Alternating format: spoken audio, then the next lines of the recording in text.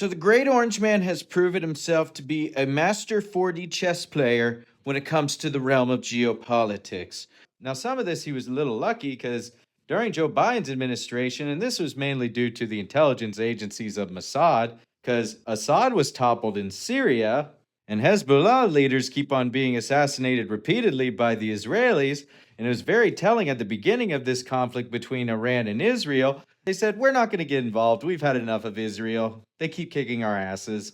The only enemies of Israel they seem to be struggling with still is Hamas, because Hamas is just a radical group that doesn't have anything to lose, and they just keep reconstituting after the Israelis keep killing them. I don't really know how the Israelis are going to defeat a group like that, because they don't care if they keep dying.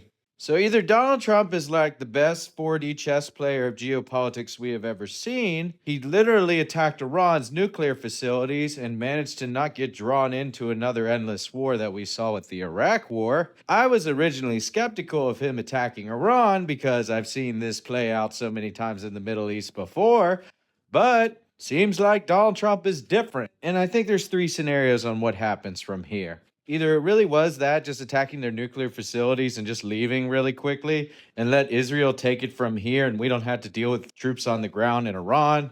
Never mind, there would be enormous political backlash to even consider that. And Donald Trump seeing the writing on the wall as far as public opinion is when it comes to Middle Eastern wars, I would call that one of the most successful operations since Desert Storm. Also, to quote the President of the United States, apparently Iran tried to launch a ballistic missile at Qatar, where one of the United States' military bases are. However, they passed on to the government of Qatar that they were going to do this, so the U.S. can assure that no one was actually killed during this strike. If that really is it by Iran, I mean, there were multiple scenarios where people were thinking, well, they shut down the Strait of Hormuz.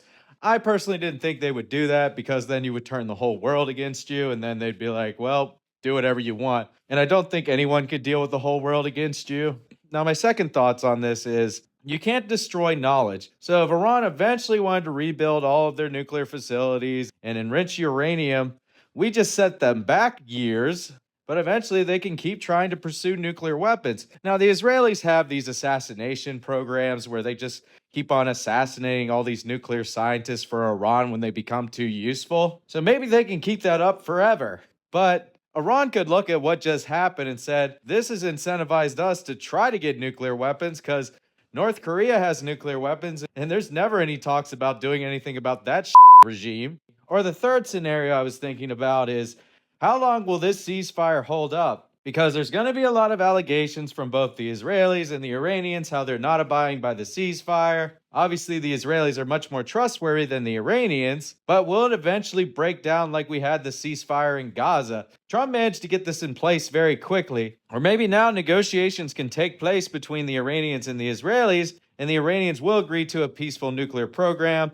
Part of the reason they even enriched up to 60%, our intelligence agencies were saying that they weren't building a weapon that we knew of, and it was just meant to be a bargaining chip so we could say, hey, we're going to get nuclear weapons, and if you get rid of some of the sanctions, then we'll not pursue nuclear weapons away. I kind of wish Donald Trump didn't tear up the first nuclear deal, but at the end of all this, if he negotiates an even better deal, then there you go, more credit to Donald Trump. But I mean, the whole thing that was silly about all this is they were trying to say, like, Iran's a danger to the United States.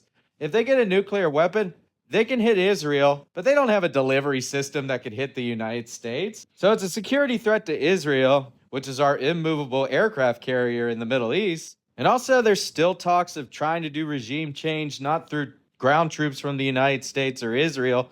Honestly, Israel has their own problems in Gaza.